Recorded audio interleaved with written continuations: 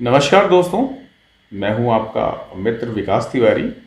आज हम बात करेंगे वर्तमान में जो मणिपुर में जो आदिवासी महिलाओं के साथ जो एक बर्बरतापूर्ण दुर्व्यवहार किया गया है, इसको लेकर लगभग पूरा देश उबल चुका है। जगह जगह विरोध प्रदर्शन भी हो रहे हैं और सरकार पे आरोप प्रत्यारोप भी लग रहे हैं कि सरकार ने इसे 70 दिन से पिछले मणिपुर जल रहा था और सरकार ने उसे जलने दिया। सरकार ने कोई काम नहीं किया। मणिपुर के साथ ऐसा क्या हुआ, इस पे हम चर्चा करेंगे। आज का हमारा टॉपिक है जलता हुआ मणिपुर। आखिर ऐसा क्या हो गया कि लगभग 8-10 साल से शांत पूर्वोत्तर अचानक से उबल उठा, जबकि अभी कुछ दिन पहले आई एक महिला के साथ बदसलूकी की घटना की वायरल वीडियो ने अचानक से मणिपुर को प्राइम टाइम की सुर्खियों में लाकर खड़ा कर दिया। पूरा देश एक महिला को निर्वस्त्र घुमाए जाने को लेकर निंदा कर रहा है। आज इस वीडियो में मैं बताऊंगा कि मणिपुर समस्या का कारण, इसका इतिहास, भूगोल और पूर्वोत्तर में इसका क्या जड़ है। आज इसका पूरा वृतांत मैं आपको बताऊंगा। वीडियो थोड़ा लंबा होगा, इसलिए इत्मीनान से सुनिएगा और पेशेंस के साथ। अगर आप जानना चाहते हैं कि इतिहास में इसकी जड़ें क्या थी, ये क्या संकट आज ही पैदा हुआ है या इसका कोई पूर्वोत्तर का एक बहुत बड़ा इतिहास रहा है, तो आज हम आपको इसके बारे में बताएंगे। 7 सिस्टर्स स्टेट्स में से एक है मणिपुर। अक्सर लोग पूर्वोत्तर के राज्यों की राजधानी तो शायद जानते होंगे, लेकिन कोई दूसरे शहर का नाम तक नहीं बता सकते। आखिर क्या है मणिपुर समस्या का इतिहास? आजादी से पहले का। जब अंग्रेज भारत आए तो उन्होंने पूर्वोत्तर की ओर कदम बढ़ाए, जहां उनको चाय के साथ तेल मिला, लेकिन उनको इस पर डाका डालना था। उन्होंने वहां पाया कि यहां के लोग सीधे सरल हैं, ये लोग वैष्णव सनातनी हैं, परंतु जंगल और पहाड़ों में रहने वाले ये लोग पूरे देश के अन्य भूभाग से अलग हैं तथा इन सीधे साधे लोगों के पास बहुमूल्य संपदा है। अतः अंग्रेजों ने सबसे पहले यहाँ के लोगों को देश के अन्य भूभाग से पूरी तरह काटने का सोचा। इसके लिए अंग्रेज ले आए यहाँ इनर परमिट और आउटर परमिट की व्यवस्था। इसके अंतर्गत कोई भी उस इलाके में आने से पहले परमिट बनवाएगा और एक समय सीमा से आगे नहीं रह सकता। परंतु इसके उलट अंग्रेजों ने वहां अपने घर बनवाए। अंग्रेज अफसरों को रखा, चाय की पत्ती उगाने और उसके बेचने का काम किया करते थे। इसके साथ अंग्रेजों ने देखा कि उस इलाके में कोई ईसाई नहीं है, अतः उन्होंने ईसाई मिशनरी को वहां भेजना शुरू किया। मिशनरियों ने उस इलाके के लोगों को आसानी से धर्म परिवर्तन करने का काम शुरू किया। जब खूब लोग ईसाई में परिवर्तित हो गए तो अंग्रेज उनको ईसाई राज्य बनाने का सपना दिखाने लगे। साथ ही उनका आशय था कि पूर्वोत्तर से चीन, भारत तथा पूर्वी एशिया पर नजर बना के रखेंगे। उन्होंने एक बात और चली, उन्होंने धर्म परिवर्तित करके ईसाई बने लोगों को शेड्यूल्ड ट्राइब एसटी का दर्जा दिया तथा उनको कई सरकारी सुविधाएं दी। धर्म परिवर्तित करने वालों को कुकी जनजाति और वैष्णव लोगों को मैती समाज कहा जाने लगा। तब इतने अलग राज्य नहीं थे और बहुत सारे नगा लोग भी धर्म परिवर्तित करके ईसाई बन गए। धीरे धीरे ईसाई पंथ को मानने वालों की संख्या वैष्णव लोगों से अधिक या बराबर की हो गई। मूल लोग सदा अंग्रेजों से लड़ते रहे, जिसके कारण अंग्रेज इस इलाके का भारत से विभाजन करने में नाकाम रहे। परंतु वो मैती हिंदुओं की संख्या कम करने, परिवर्तित लोगों को अधिक करने में कामयाब रहे। आज का जो वर्तमान जनसंख्या परिपेष्ट है वो ये है कि मणिपुर के 90% भूभाग पर कुकी व नगा लोगों का कब्जा है, जबकि 10% भूभाग पर मैती लोग रह गए हैं। अंग्रेजों ने इस इलाके में अफीम की खेती को भी बढ़ावा दिया और उस पर ईसाई कुकी लोगों का कब्जा करने दिया। अब आते हैं आजादी के बाद। आजादी के समय वहां के राजा थे बोध चंद्र सिंह और उन्होंने भारत में विलय का निर्णय लिया। हम आपको बताएंगे कि जो मणिपुर का जो राजवंश था, इसका पुरातन इतिहास में महाभारत से जो अर्जुन थे, उनकी एक पत्नी इसी क्षेत्र से थी।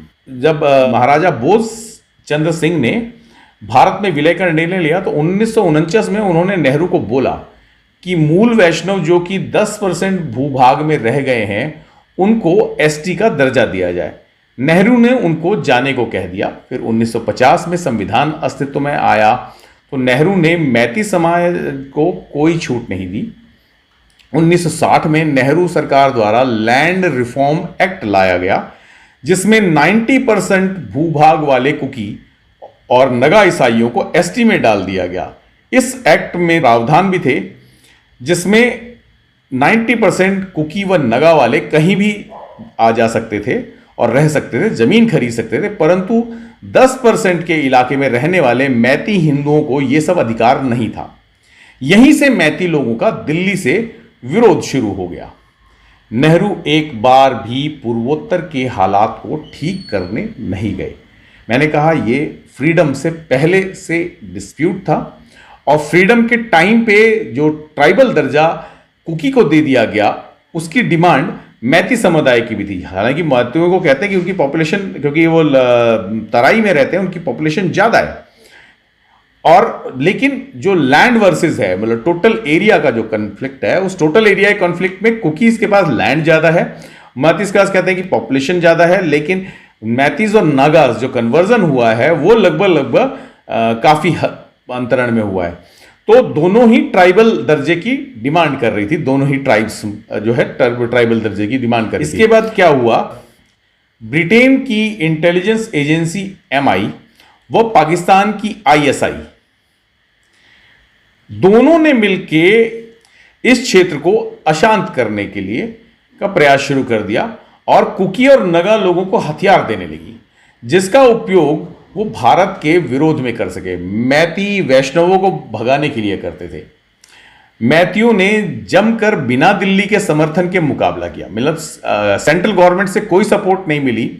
एंड जो उसी समय का डिस्टर्बेंस शुरू हो चुका था, मतलब ये बात कर रहे हैं हम संविधान के टाइम की भी, यानी 1950s में उनको वेपन्स वगैरह देने शुरू कर दिए थे, है ना। और लेकिन मैतीज, मतलब तब से दोनों के बीच में कॉन्फ्लिक्ट चल रहा था सिंस फ्रीडम। तो सदा से उस इलाके में कांग्रेस व कम्युनिस्टों की सरकार रही शुरुआत से, और कुकी और नगा ईसाइयों हमेशा से कम्युनिस्ट और कांग्रेसियों का समर्थन का रहा। चूंकि लड़ाई पूर्वोत्तर में ट्राइबल जनजातियों के अपने अस्तित्व की थी, तो अलग अलग फ्रंट बनाकर सबने हथियार उठा लिया। पूरा पूर्वोत्तर ISI के द्वारा एक लड़ाई का मैदान बना दिया गया था, जिसके कारण मिजो जनजातियों में सशस्त्र विद्रोह शुरू हुआ। बिन दिल्ली के समर्थन जनजातियों ने ISI समर्थित कुकी, नगा और म्यांमार से भारत में अनधिकृत रूप से आए चिन जनजातियों से लड़ाई करते रहे। जानकारी के लिए बताएं कि कांग्रेस और कम्युनिस्ट ने मशीनरी के साथ मिलकर म्यांमार से आए इन चिन जनजातियों को मणिपुर के पहाड़ी इलाकों व जंगलों की नागरिकता देकर बसा दिया। ये चिन लोग ISI के पाले कुकी व नगा ईसाइयों के समर्थक थे और वैष्णव मैतियों से लड़ते थे। पूर्वोत्तर का हाल खराब था, जिसका पॉलिटिकल सॉल्यूशन उस समय निकाला जा सकता, लेकिन निकाला नहीं गया। और एक दिन इंदिरा गांधी ने आदिवासी इलाकों में एयर स्ट्राइक करने का ऑर्डर दे दिया, जिसका आर्मी व वायुसेना ने विरोध किया, परंतु राजेश पायलट व सुरेश कलमाड़ी ने एयर स्ट्राइक किया और अपने लोगों की जानें ली। इसके बाद विद्रोह और खूनी व सशस्त्र हो गया। आप समझ रहे हो, दो ट्राइबल लड़ाई थी, उन ट्राइबल लड़ाई को सपोर्ट करते हुए आप एक पक्ष की तरफ लेते हो और उसके ऊपर बमबारी करते हो, अपने देश के लोगों के ऊपर बमबारी करते हो।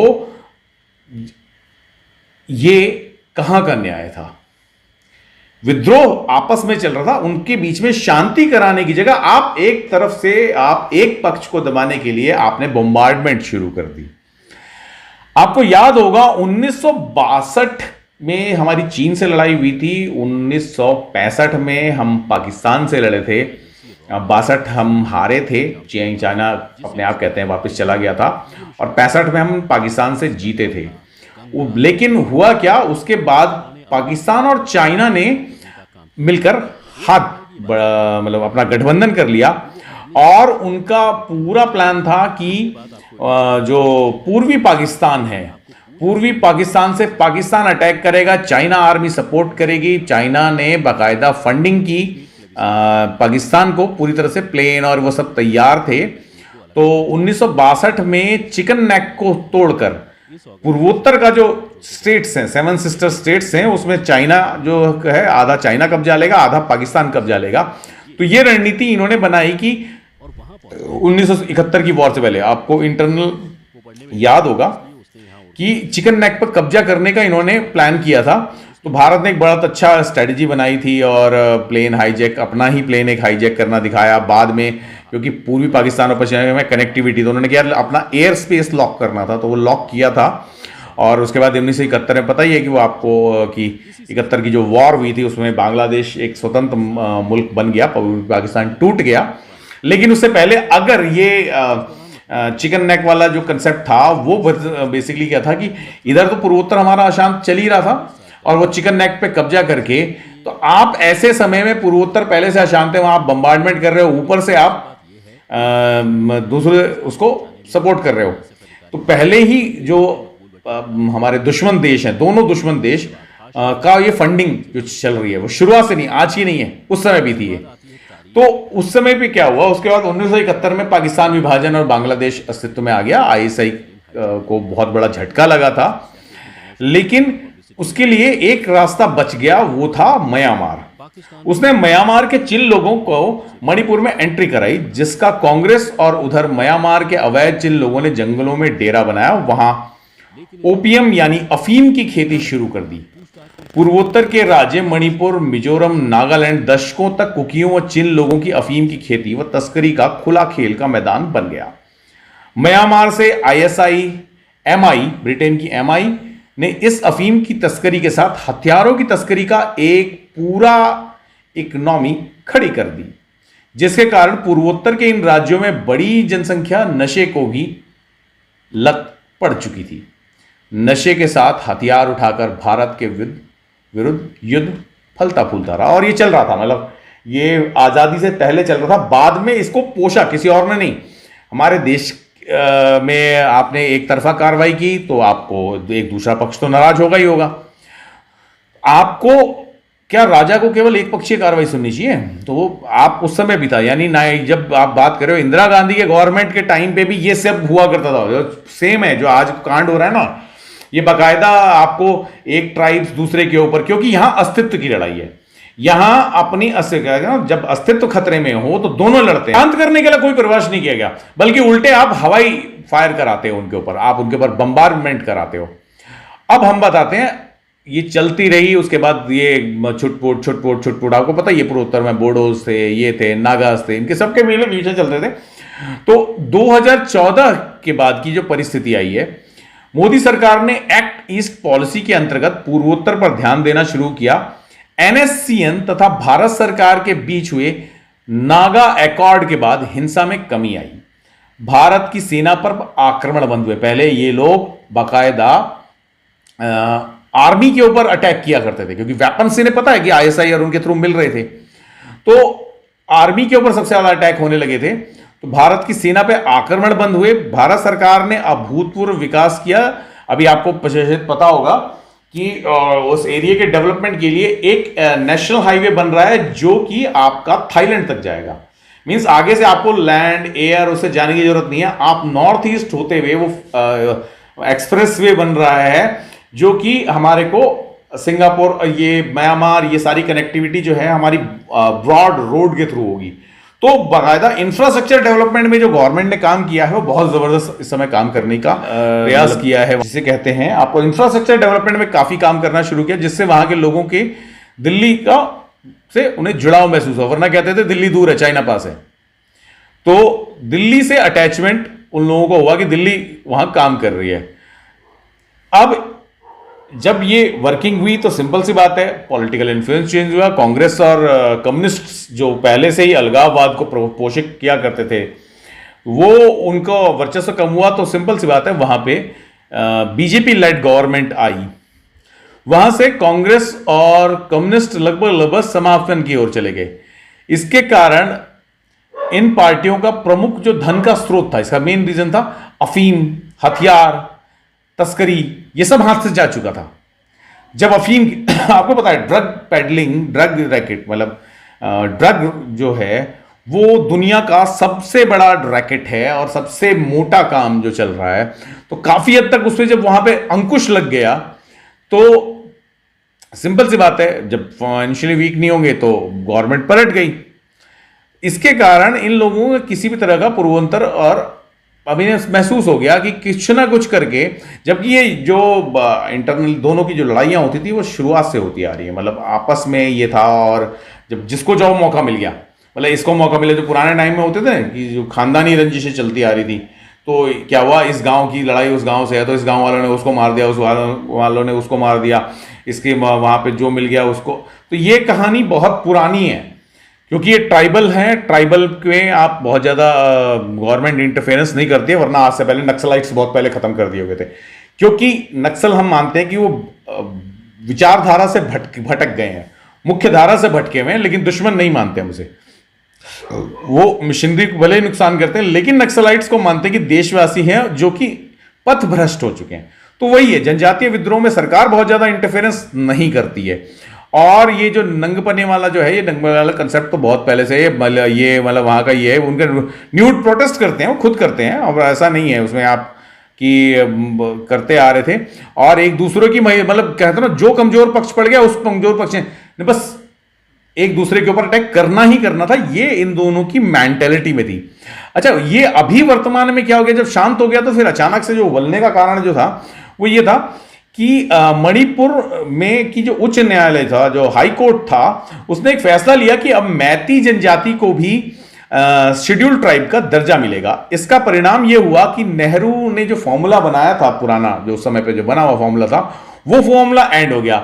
इससे क्या हो गया, लैंड रिफॉर्म खुल गया कि एक आदमी, मतलब मैती भी पूरे मणिपुर में कहीं लैंड परचेज कर सकता है। जबकि पहले जो उनको जो टोटल लैंड जो एरिया जो अलॉटेड था वो 10% of the whole Manipur land था।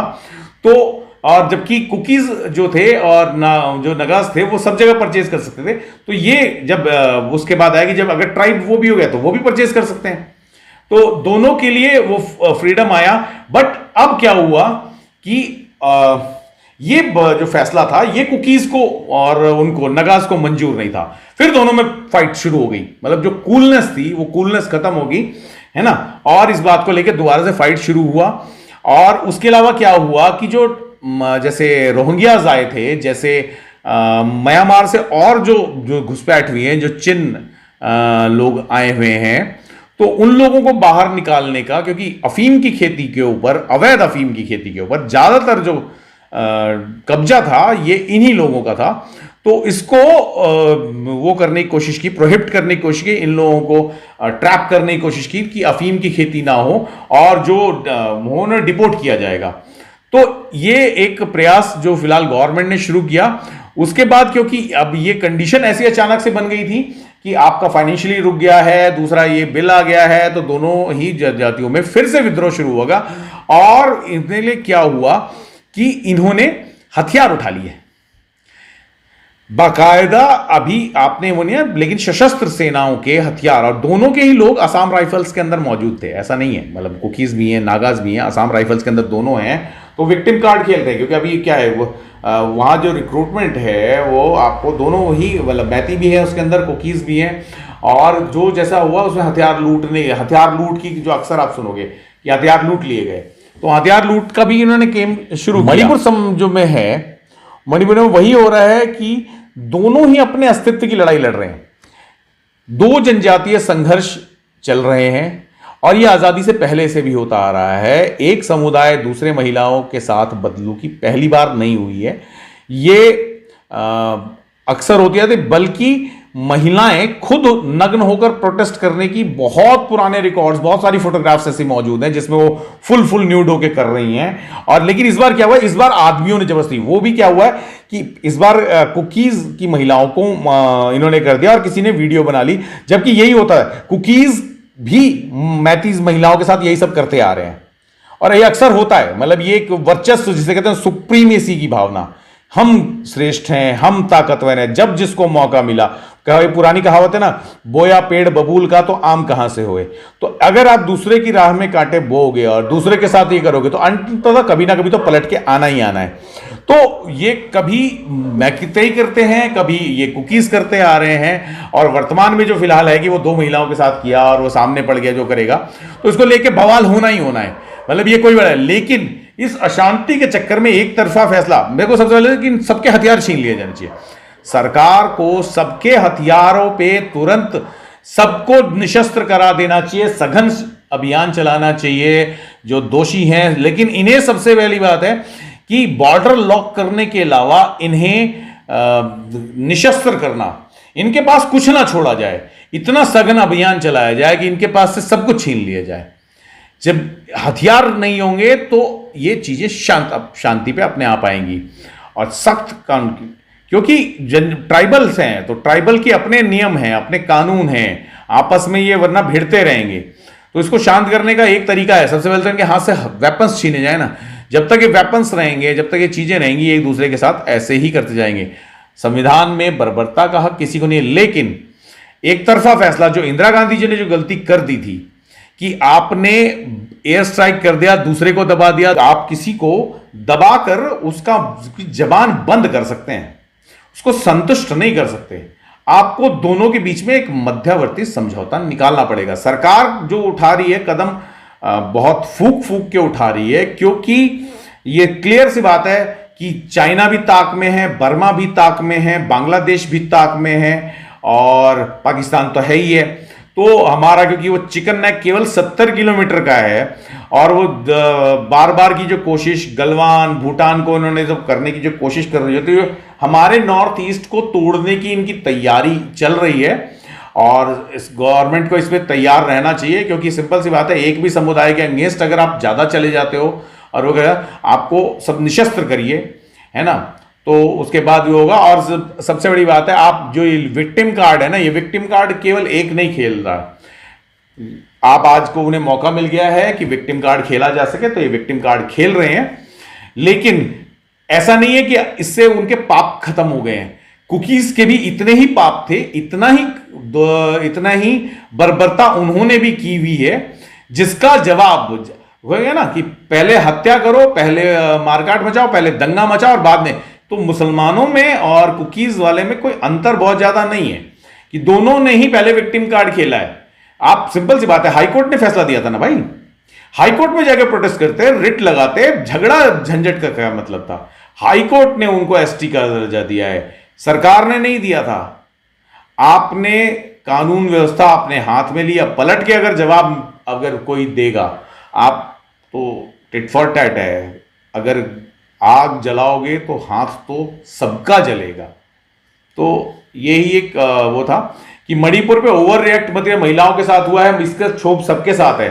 लेकिन अभी हो सकता है, अभी आपको ये वाली है, अभी मैती महिलाओं की भी वीडियो आ जाए, या न्यूड फोटोग्राफ्स तो हम बहुत सारी देख चुके हैं कि वो न्यूड होके प्रोटेस्ट कर रही है बाकायदा। उनका तरीका यही है कि पुलिस आर्मी पीछे हटती है, उसमें आर्मी के ऊपर मानवाधिकार लगेगा, मानवीय के वो होगा, तो महिलाएं जो बदसलूकी करने के लिए बाकायदा न्यूड होके हमला करती हैं, महिलाएं न्यूड होके हमला करती हैं, बाकायदा आर्मी को चेता जाता है। ये कोई बहुत नया कंसेप्ट नहीं है। आर्मी वहां पहले भी जो फोर्सेस हैं, जो सिविल फोर्सेस हैं, अभी पैरा बटालियन और वो लगा दिया है, वो उनके सघन अभियान चल रहे हैं, देखते हैं क्या है। लेकिन मणिपुर शांत हो जाएगा, लेकिन जल्दीबाजी में होकर, जैसे इंदिरा गांधी ने एयर स्ट्राइक या कोई हार्ड फैसला लिया था, मुझे नहीं लगता कि सरकार को कोई हार्ड फैसला लेना चाहिए।